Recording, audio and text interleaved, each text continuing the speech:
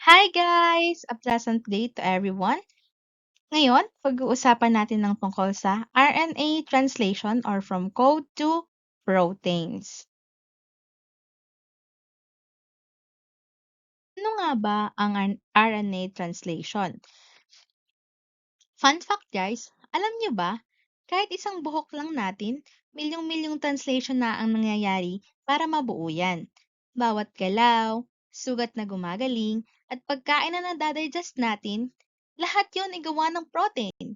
At ang gumagawa ng protein ay walang iba kundi ang DNA translation. Ano nga ba yun nangyayari?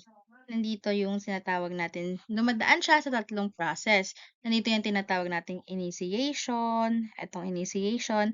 Sunod naman ay ang elongation, elongation, at ang last na nangyayari doon ay sa termination. Tatlong yan. Tapos, meron din tayong mga key components. Nandito na yung tinatawag nating messenger RNA, sunod ang ribosomes, ang transfer RNA, at ang huli ay yung nagagawa natin or yung building blocks of proteins na tinatawag nating amino acids. So, ang unang step natin sa process natin ay ang tinatawag nating initiation. Ang una muna natin kailangang malaman sa initiation, sa initiation, kailangan nating mahanap yung promoter region niya.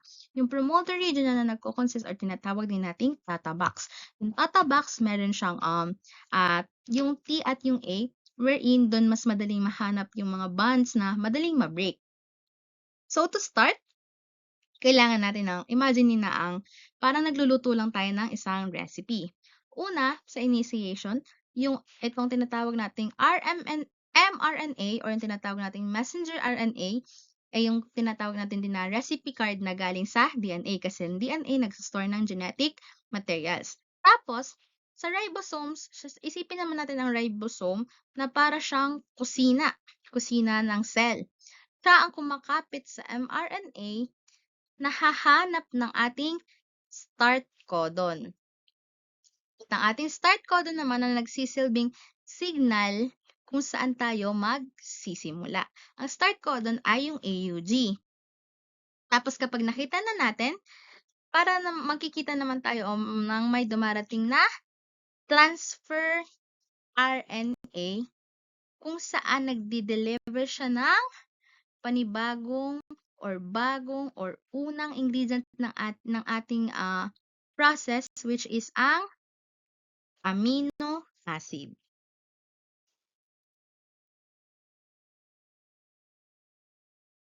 Ito naman sa slide na to, makikita niyo yung tinatawag nating genetic code table or yung dito natin nasasabi kung ano ito yung sinasabi ko kanina na start codon, AUG. Yan.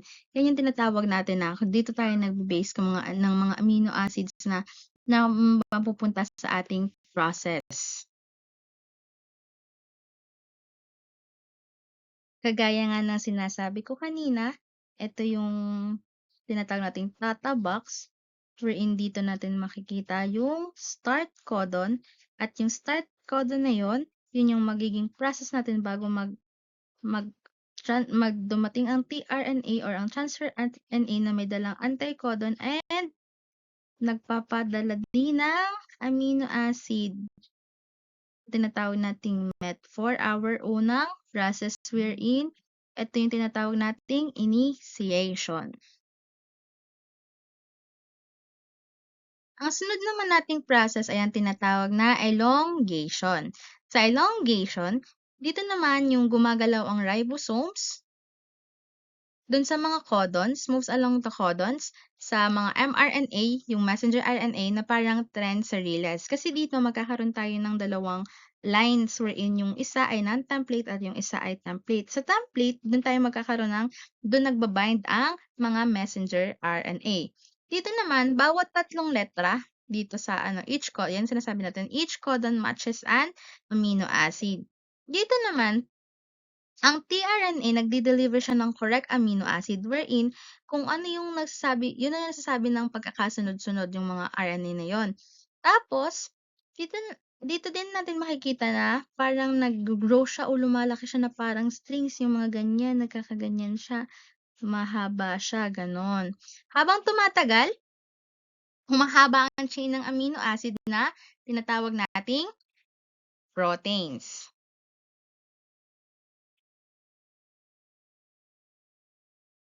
So, dito natin talaga makikita kung ano yung sinasabi natin na nagba-bind yung mRNA.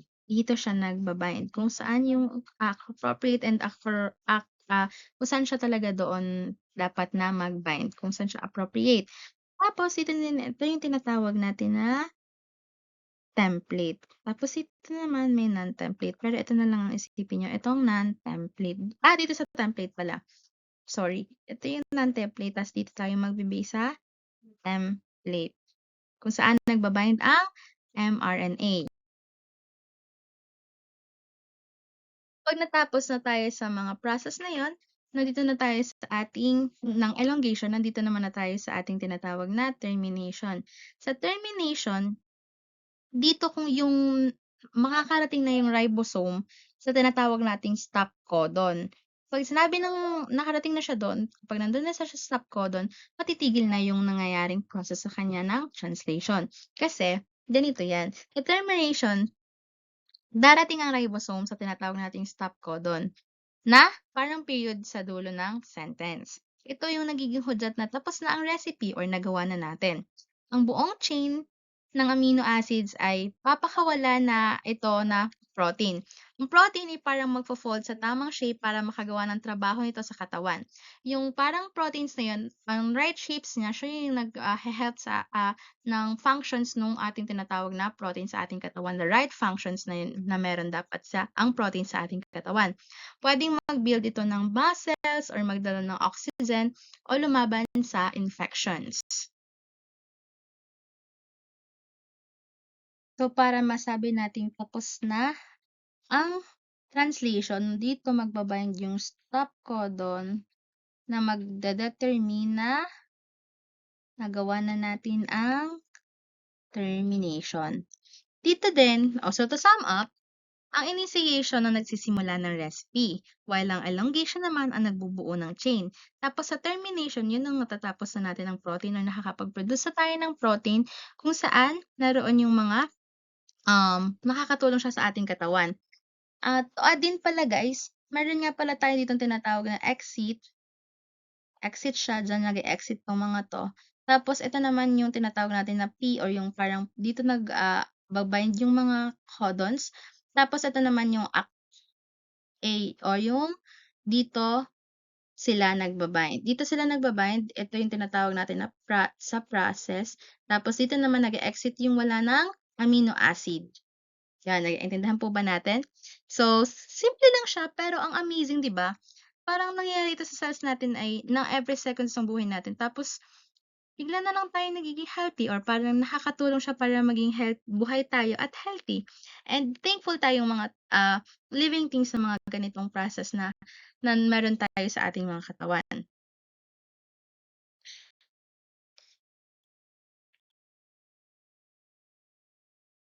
So ayun, I hope you guys learn from our simple discussion. I hope may naintindihan kayo sa akin. Thank you!